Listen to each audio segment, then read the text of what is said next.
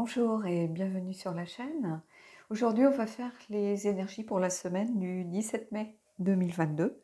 Donc, comme d'habitude, deux parties, une partie générale et une partie sentimentale.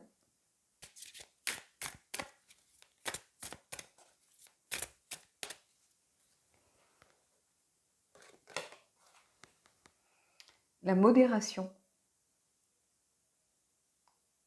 C'est intéressant, c'est une carte que je ne crois pas avoir vue. La modération en toute chose. C'est-à-dire, ici, une invitation peut-être à ne pas foncer, hein, à prendre le temps de faire les choses comme on doit les faire. La modération, c'est aussi éviter d'avoir des avis, des sentiments trop exacerbés. On apprend à éviter les extrêmes, par exemple, les avis tranchés, les préjugés, le côté psychorigide où on est fermé aux autres, on est fermé à de nouvelles solutions. Par exemple, dans un travail, voilà, on reste campé un peu sur ses positions. Et si on nous invite à trouver, peut-être, mettre un peu de modération dans nos avis, une façon de parler aussi, avec modération, c'est-à-dire ne pas brusquer les gens, prendre en compte aussi le contexte, hein. Il y a des choses qu'on peut faire dans certains endroits, pas dans d'autres. Ici, cette modération, c'est une invitation à retrouver un certain équilibre avec la façon dont on veut peut-être faire passer des idées, avec la façon dont on veut défendre une cause, hein. Ça ne sert à rien d'aller de front parfois, il faut simplement trouver la meilleure solution, la meilleure direction et quelquefois l'explication, prendre le temps de faire les choses tranquillement, sans se précipiter. C'est beaucoup plus payant finalement que d'aller affronter quelqu'un où on y va de façon brutale, frontale. La personne en face se braque finalement parce qu'elle réagit en miroir, hein. Si vous allez avec un tempérament un peu agressif, elle va se sentir attaquée, elle va réagir de la même façon, hein. Donc ici, en essayant d'expliquer, en mettant les formes, voilà, quelquefois c'est beaucoup plus payant au niveau professionnel, par exemple, que de vouloir imposer sa volonté.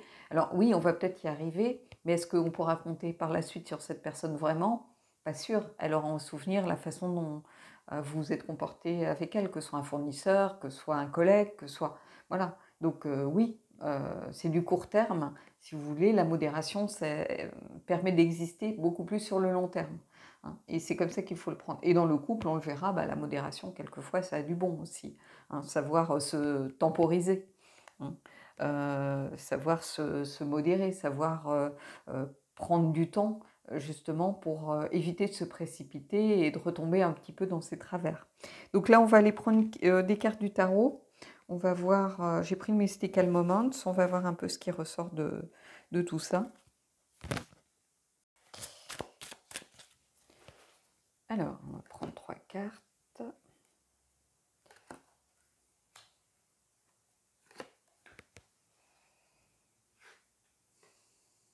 Le 4 de bâton. Ici, le 4 de bâton, avec ce tarot particulièrement, il y a une idée de liberté, une idée d'étape importante à franchir aussi, hein. Donc, c'est ce que je vous disais justement. Cette étape importante, peut-être que cette modération qu'il va falloir mettre en œuvre, elle va vous aider à faire passer peut-être une solution innovante, à faire passer un budget, à faire passer dans votre vie professionnelle. En famille, elle peut vous aider aussi à faire passer votre avis tout simplement par rapport à une situation donnée, un refus peut-être vis-à-vis d'une demande de votre conjoint ou des enfants, hein. Ici, il y a vraiment cette idée d'étape à franchir, hein. Et à l'inverse, il y a une idée de conflit, d'oppression ici. Donc, vous voyez, quelqu'un avec quelqu'un un peu agressif en face ou qui veut imposer sa direction de façon brutale, quelqu'un peut se sentir oppressé, peut se sentir rentrer dans un conflit qui n'a pas lieu d'être en fait, hein. Quand on dit les choses clairement, sans hausser le ton, en essayant de défendre son point de vue, en faisant comprendre à l'autre voilà, le bien fondé de ce que l'on propose, plutôt que de vouloir passer en force, quelquefois justement ça permet au contraire de franchir une étape, d'avancer, d'avoir aussi pour l'autre le sentiment d'être mise à contribution et de ne pas se voir imposer une idée, une directive, quelque chose pour lequel il n'a pas ou elle n'a pas son mot à dire. Ici, vous voyez, il y a cette idée de célébration, de faire les choses aussi de façon à ce que chacun y trouve son compte, quelque part. Hein, après avoir, ça permet peut-être d'avancer, de franchir des obstacles de façon beaucoup plus facile. Et ici, vous voyez, on a encore un 4. Et ici, on a le 4 d'épée au centre du tirage. Et le 4 d'épée avec ce jeu, c'est vraiment, peut-être contrairement au rider, où on est un peu plus dans le repos forcé. Ici, il y a une sorte de répit, c'est-à-dire que le fait de faire passer ses idées en douceur, on n'est pas dans le conflit, on est dans un certain équilibre, une certaine harmonie, et finalement, c'est beaucoup plus facile, c'est beaucoup plus tranquille pour pouvoir avancer. Donc ça remet de l'harmonie et ça remet une certaine tranquillité dans les situations, finalement. La modération, c'est un peu tempérance, si vous voulez, elle est là pour apporter une certaine harmonie, un certain équilibre, une certaine bienveillance, en évitant tout ce qui est de l'ordre des extrêmes, dans un sens ou dans un autre. Elle permet de temporiser, de calmer les choses et de pouvoir avancer de façon beaucoup plus harmonieuse et en cohérence avec soi-même, mais surtout aussi avec son entourage. Et ici, vous voyez, on a la reine de bâton. La reine de bâton, c'est vraiment, elle a ce côté évidemment séductrice, charme, mais c'est quelqu'un d'enthousiaste. C'est quelqu'un aussi qui sait ce qu'elle veut et qui arrive à obtenir ce qu'elle veut. Mais elle n'arrive pas forcément par la force. C'est pas la reine d'épée qui est beaucoup plus psychorigide, qui est beaucoup plus exigeante. Ici, la reine de bâton, elle est beaucoup plus... elle arrive à faire passer des idées avec son charme, avec sa façon de faire, avec ce rayonnement un petit peu qui est le sien, sa confiance en elle, son optimisme, son enthousiasme, pardon. Donc elle a une façon un peu différente d'agir, justement, qui est plus modérée quelque part, qui est plus en harmonie avec les énergies autour d'elle. Beaucoup plus que la reine d'épée, qui est beaucoup plus dans l'exigence, la vérité, c'est comme ça. Non, la reine de bâton, elle est beaucoup plus dans la séduction, pas dans la manipulation forcément, mais plutôt dans l'idée, il y a une façon de faire, de dire, voilà, on prend le temps qu'il faut et on y arrive rien qu'avec sa propre énergie, et non pas en imposant. Donc ici, il y a quelque chose vraiment à tirer pour cette semaine, d'autant que c'est une carte que j'ai pas souvenir d'avoir vue vraiment très souvent dans les tirages des énergies. Donc je pense que c'est une carte qui nécessitait de sortir en ce moment. Donc ça va parler sans doute à certains d'entre vous qui ont peut-être été tentés de faire passer des choses en force. C'est-à-dire peut-être refuser une demande, ça peut être dans la famille, à des enfants par exemple qui demandent quelque chose, ça peut être, voilà, on n'explique pas, on dit non, c'est non, et puis c'est comme ça et pas autrement. Et puis on rentre en conflit évidemment parce que quand on a affaire à des préados ou des ados, ça se passe plus forcément comme avec des tout petits. Donc ici, il va falloir apprendre à surmonter les obstacles d'une façon différente, en y mettant les formes, en prenant son temps, en expliquant aussi. Donc ici, il y a quelque chose de très intéressant, je pense, à en retirer pour cette semaine, parce que c'est pas une carte que l'on voit souvent, donc je pense qu'elle a son importance. Allez, on va prendre une carte justement de The Elemental, qui est liée aux éléments, mais surtout, pour moi, c'est un jeu qui est aussi lié au mouvement, à ce qui se passe et ce qui est en mouvement autour de nous.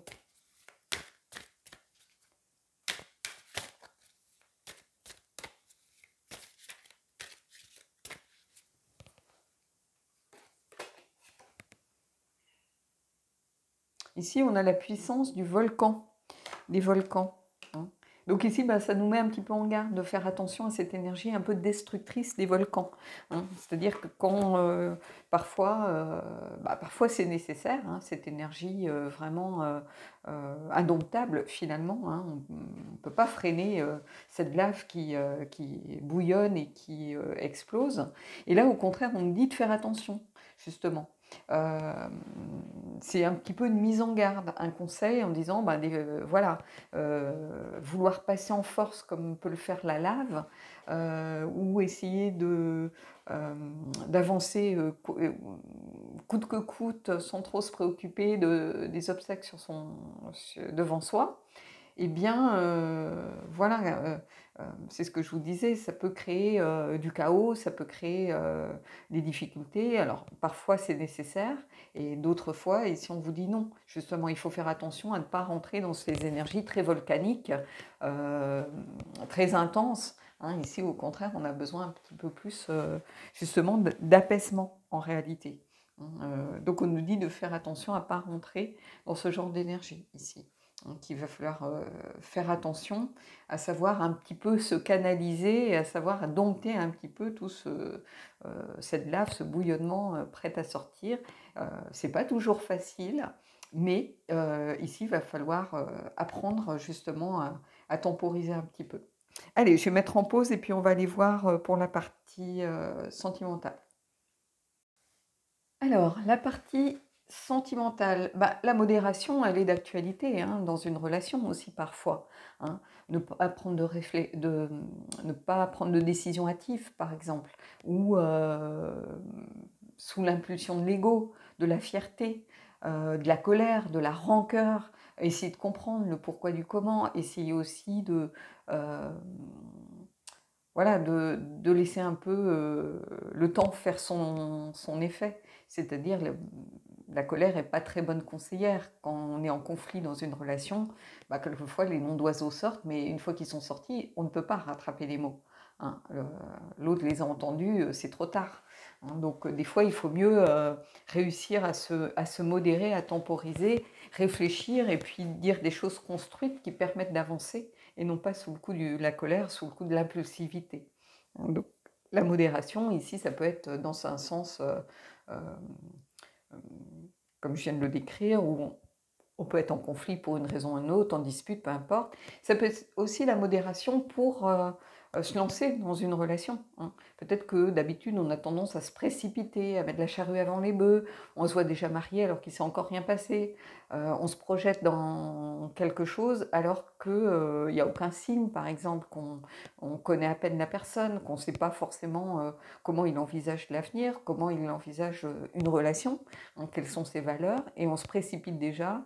Et voilà, on déboule bientôt avec ses valises. Mais en fait, non, ici, il faut apprendre aussi à prendre son temps, hein, à ne pas aller d'un extrême à l'autre, ou à faire l'inverse aussi, hein, pourquoi pas, à se dire, bah non, ça a toujours foiré jusqu'à maintenant, donc résultat des courses, bah maintenant, je ne me dévoile plus, je dis rien, bah non, il faut trouver l'équilibre entre le fait de ne pas retomber dans ses travers et quand même essayer de répondre un petit peu aux attentes de la personne, par exemple. Hein. Donc la modération dans une relation, elle a tout à fait sa place là aussi. Hein. Et la modération, ça ne veut pas dire tiède, hein, ça ne veut pas dire sans passion, c'est pas ça. Hein. La modération, c'est réussir des fois à canaliser son énergie ou son trop plein d'énergie pour redistribuer cette énergie positivement et à bon escient, en fait.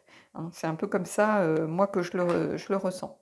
Allez, on va aller prendre une carte du Magic of You, et puis on va voir un petit peu ce que ça nous révèle.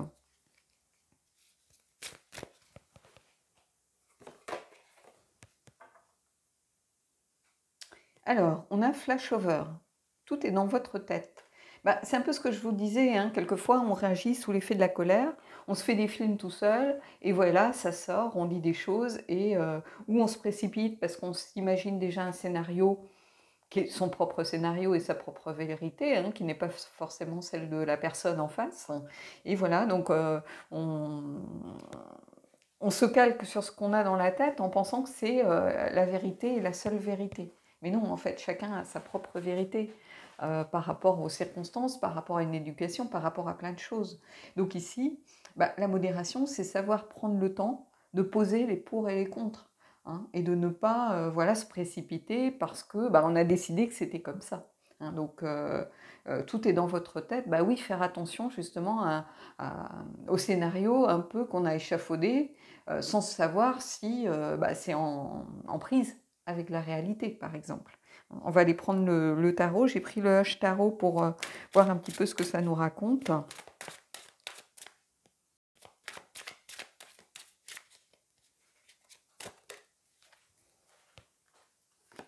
Alors, 3 cartes. Ça là-bas. Alors, le 5 de bâton, ici. Je vais les retourner, on va les poser. Là, on a l'as de bâton. Et le 5 de coupe. Alors, je ramasse juste un peu mon bazar. Alors, ici, déjà, ce que je remarque, ce sont les 2 5. Le 5, c'est souvent des conflits, soit avec soi-même, soit avec les autres, des disputes, ce genre de choses. Avec le H tarot, ce 5 de bâton, c'est les divergences d'opinion. Donc, c'est ce que je vous disais, de faire attention par rapport à ce que l'on a dans la tête et qu'on prend pour la vérité de l'autre, en réalité. Ici, c'est un peu une mise en garde. Vous voyez, il y a ce serpent ici. Pour moi, ça marque aussi un petit peu la transformation. Transformation de la perception des choses ici. Parce que ce sont des divergences d'opinion et une invitation à rester ouvert, à garder l'œil ouvert, pas s'enfermer justement dans ses propres croyances, en fait. Parce qu'ici, avec ce 5 de coupe, c'est la carte un petit peu des regrets, de l'impression, par exemple, de couler avec ce tarot. Et c'est un petit peu ce qui peut découler, justement, d'une situation. C'est-à-dire que quand on projette sa propre vérité sur l'autre, parfois, ça crée un conflit, ça crée des divergences d'opinion, ça crée une rupture, pourquoi pas? Parce qu'ici, on a quelqu'un qui, finalement, a des regrets par rapport à quelque chose, mais à l'inverse, c'est aussi l'acceptation et des leçons à en tirer. Donc ici, je pense que ces 2 5, justement, ils vous invitent à faire attention, à ne pas aller dans des conflits stériles, des conflits qui ne découlent de rien du tout, si ce n'est de sa propre perception, en réalité, que l'on a ici. Tout est dans votre tête. Et puis se faire après ses propres scénarios et avoir des regrets par rapport à ce que l'on a initié finalement. C'est-à-dire une situation où on n'arrive pas forcément à se comprendre. Et ici, on a cet as de bâton ici. Et cet as de bâton, justement, c'est un petit peu la carte de l'inspiration. C'est-à-dire trouver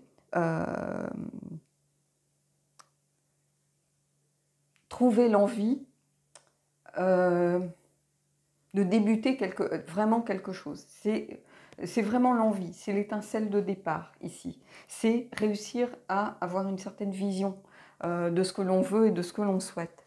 C'est vraiment une carte d'inspiration ici. Ça peut être une carte de passion. Donc c'est ce que je vous disais, la passion, la modération, ça paraît différent, mais en fait, quelquefois, l'un n'empêche pas l'autre, en réalité. On peut être passionné, on peut aimer la personne vraiment très fort, mais ne pas agir comme la première folle ou le premier fou en faisant peur à l'autre. Il y a une différence entre être complètement dans l'excès et puis être passionné, être enthousiaste, avoir envie. Ça peut tout à fait être associé à de la modération. Et ça n'empêche pas de toute raison garder et d'avancer en harmonie avec l'autre. La passion, les gens confondent souvent la passion un petit peu avec l'ascenseur émotionnel, les montagnes russes, les relations toxiques, je t'aime moi non plus. Non, en fait, on peut être très passionné par quelque chose sans pour autant se faire bouffer de l'intérieur par cette chose. Vous voyez, je ne sais pas si vous comprenez. Moi, je peux être passionnée par l'aquarelle ou par l'art en général ou par la lecture, mais je ne passe pas ma vie à lire non plus. Je sais garder du temps pour mes amis, je sais... et pourtant, ça fait partie vraiment de ce qui me nourrit au quotidien. Mais ça ne veut pas dire que ça m'emporte tellement que j'en oublie le reste, quoi. Non, pas du tout. hein. Ce sont des passions, mais il y a une vie aussi à côté, hein.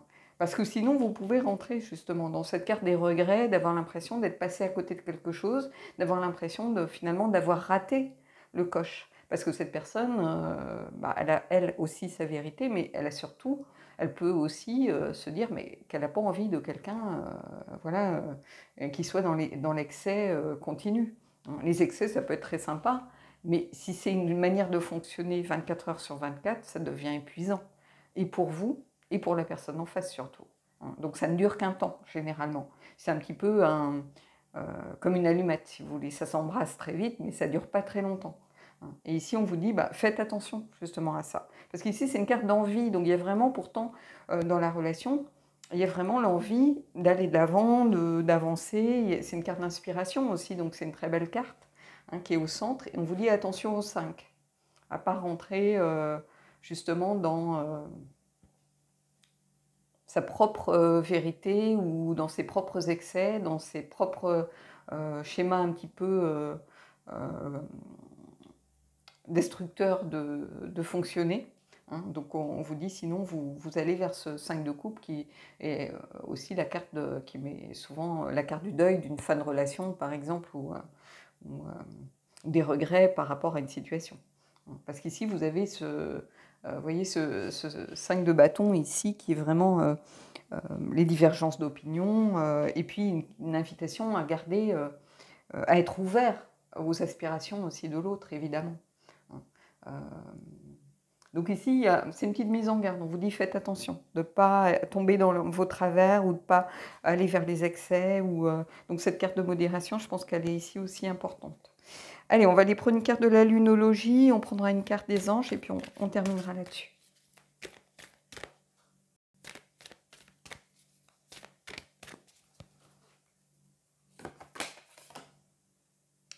Les ajustements sont nécessaires. Vous voyez, il va falloir regarder les choses en face et puis faire attention surtout à ajuster les choses en fonction de l'autre aussi. C'est-à-dire que, c'est ce que je vous disais, tout est dans votre tête, faire attention à ce que l'on projette sur l'autre. Donc il va falloir faire attention à s'ajuster, se connecter à l'autre dans la relation. À faire attention à ne pas foncer tête baissée en pensant que, vu que moi c'est ce que j'attends, il doit sûrement ou elle doit sûrement attendre la même chose. Non, en fait on est tous différents. Donc il va falloir modérer, temporiser un petit peu vos ardeurs ici. Donc on va aller prendre une carte des anges et puis on finira là-dessus.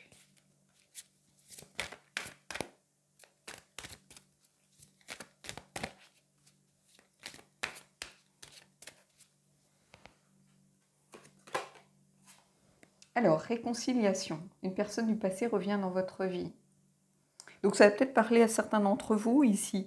Vous avez peut-être justement des regrets par rapport à un comportement excessif ou vous aviez peut-être une relation naissante avec quelqu'un et finalement, il y a eu des conflits, il y a eu des disputes. Vous voyez, réconciliation, ça veut dire qu'il y a eu à un moment donné des divergences d'opinion, des façons de faire qui ont posé problème. Donc, du passé, c'est pas forcément un passé super lointain. Ça peut être une réconciliation parce que justement, par faute de modération, par faute d'harmonie, d'équilibre, et parce que vous faisiez peut-être vos propres scénarios, cette personne, à un moment, elle a dit stop, tout simplement. Il y avait un début de quelque chose ici, une envie, une volonté de construire, d'aller de l'avant, et finalement vous vous êtes retrouvé dans l'énergie un petit peu des regrets, du deuil d'une relation passée, puisque cette personne, elle n'arrivait pas à suivre, ou elle n'avait pas envie de ça, tout simplement. Donc il y a une réconciliation ici, à condition d'ajuster les choses. Les ajustements sont nécessaires pour justement pouvoir amorcer cette réconciliation, en disant voilà, on a le droit de dire qu'on s'est trompé, on a le droit de dire qu'on pensait justement agir comme l'autre souhaitait que l'on agisse, on a le droit de dire que voilà, on s'est peut-être pris à son propre piège tout simplement et se donner une seconde chance, c'est tout à fait possible ici. Je pense qu'il n'y a rien de définitif en réalité, parce qu'il y a cette volonté quand même d'essayer quelque chose, il y a l'envie ici qui reste au centre de votre tirage. Donc, mais faire attention à ne pas projeter ses propres désirs sur l'autre. Hein, parce que l'autre, il n'a pas forcément le même vécu, il n'a pas la même expérience, il n'a pas le même passé que vous, il ne se construit pas de la même façon que vous dans une relation. Donc il faut faire attention à ne pas projeter, à venir se projeter dans l'excès ou se projeter aussi dans sa propre vérité. Il faut faire attention à ça. Donc, parce que ça peut créer de grosses divergences de fond dès le départ, qui n'ont pas lieu d'être en réalité. Si on savait s'écouter un peu plus, modérer les choses un peu plus, bah, il y aurait sans doute une meilleure communication. Voilà. Bon, bah écoutez, j'espère que les énergies de la semaine vous auront parlé. Hein, dites-moi en commentaire ce que vous en avez pensé. Et puis moi, je vous dis à bientôt.